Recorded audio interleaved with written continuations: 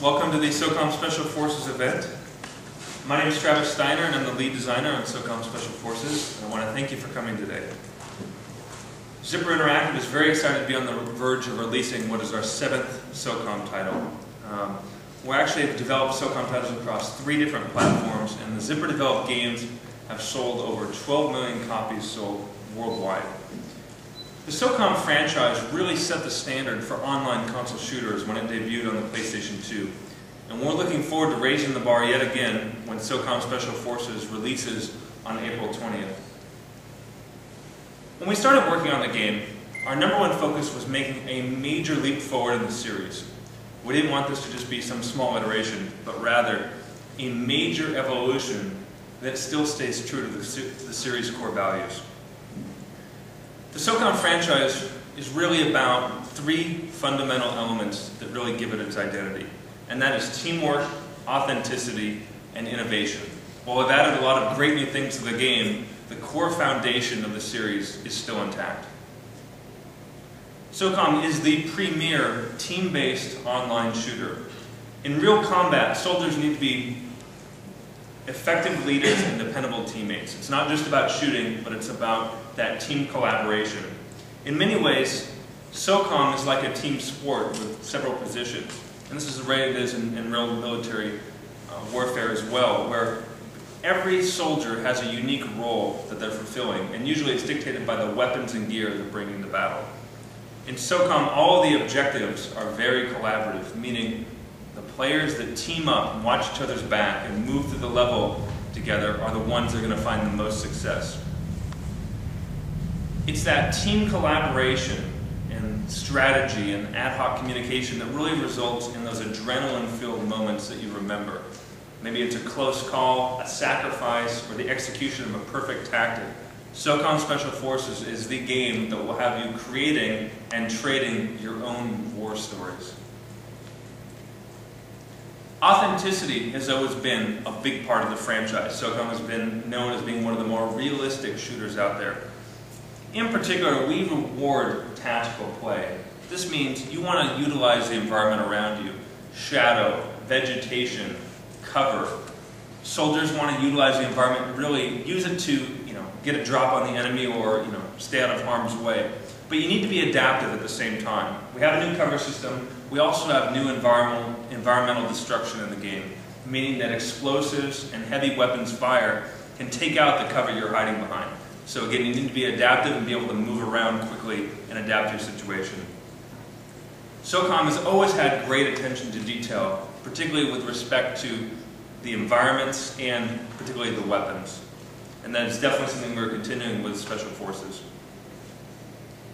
Zipper Interactive as a studio has always been on the cutting edge of exciting new technology. If you look back again at the release of Socom, it was one of the first online PS2 games and really pioneered a whole host of different gameplay features and community features that have since been emulated by countless other online titles.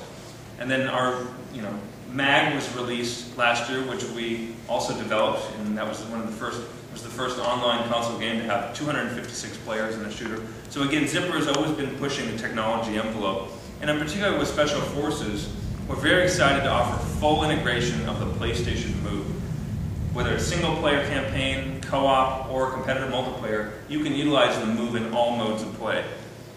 In particular, the Move control we found is very intuitive for new players, and it's extremely precise and accurate, which makes it a great control solution for our hardcore veteran players as well.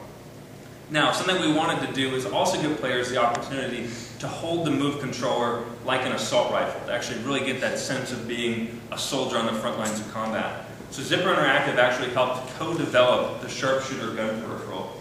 And this is not just a holder for the controller. We've actually tuned the game uniquely for the sharpshooter and added special features to the controller and specific buttons designed specifically for Socom. So if you look at the gun peripheral, you'll notice there's a fire mode selector switch, so you can quickly and easily switch between single shot, burst, and full auto modes of fire. We have dedicated reload buttons underneath the magazine, and also you can use pump action reload. We have a quick turn button in there, and it really has unrivaled precision. If you want the most immersive way to play the game, you definitely want to equip the sharpshooter. Special Forces also features next-generation 3D implementation. Zipper has found a way to implement 3D in the game while maintaining the full resolution and full performance of the title. And this is really great for making every gorgeous location in the game truly come to life. And once combat begins, you get a sense of really every shot being a close call. Coming over your head, you got enemy rocket fire, destroying debris on the cover you're hiding behind, and you really see it going, whizzing by your head while you're taking cover there. So all of these things combined really make for a more immersive experience. And you look at it, Socom Special Forces with the move, the sharpshooter, and 3D is as close as you can get to realistic combat without actually being in harm's way. Well, let me give you an overview of the scenario in Socom Special Forces. A violent revolution has engulfed Southeast Asia along the Strait of Malacca. This is one of the world's vital waterways. A guerrilla force known as Naga is looking to take control of this vital region through any means necessary. In the process, an international peacekeeping force is ambushed and nearly wiped out. You play the role of the operations commander. This is an elite special forces officer who arrives on the scene in Southeast Asia shortly before this revolution takes place. The operations commander is a role unlike any other. He is a special forces operative who is equipped with a weapon. He commands troops from the front lines, so he actively engages in combat, but he also has the kind of authority that's normally reserved for some sort of a high-ranking general. He can call in airstrikes on demand, and he can commandeer any forces he deems necessary to get the mission done. So him and a small team narrowly escape this initial attack, this initial revolution, and together with this small squad, he'll embark on a 6-day mission to prevent a much wider plot that could result in global catastrophe in the region. They have limited resources, no chance for extraction, and no room for failure. We focused a lot on the single-player campaign in Special Forces, and in particular, focusing more on story. We have a story-driven 14-mission campaign. Great AI is essential to any realistic military shooter, something we've always focused on in Socom, and something we put even more emphasis on for Special Forces. In particular, we have enemy squad-based behaviors. This means the enemies in Socom will work together as teams. They'll have an enemy leader, and they utilize an array of real-world military tactics when facing off against the player. Things like tactical advances, bounding, flanking, laying down suppressing fire, and organized retreats. In many cases, they're so adaptive and smart, they will force the player to fall back, reassess the situation, and then come back to attack them. Something unique in Socom is it's one of the few games out there where you actually have tactical control over your AI teammates. They're not just scripted and along for the ride, but you are truly the leader, and you can use this strategic element to your advantage. While that's always been in the series, we've really strived in Socom Special Forces to really enhance the command and control, make it quicker and easier to issue these commands in the middle of combat. All you have to do is point at a part of the terrain with your reticle and press the D-pad, and you issue a team command for them to move there. And that's particularly quick and easy with the PlayStation Move. You just sit there and point where you want the teammates to go and issue a single button command.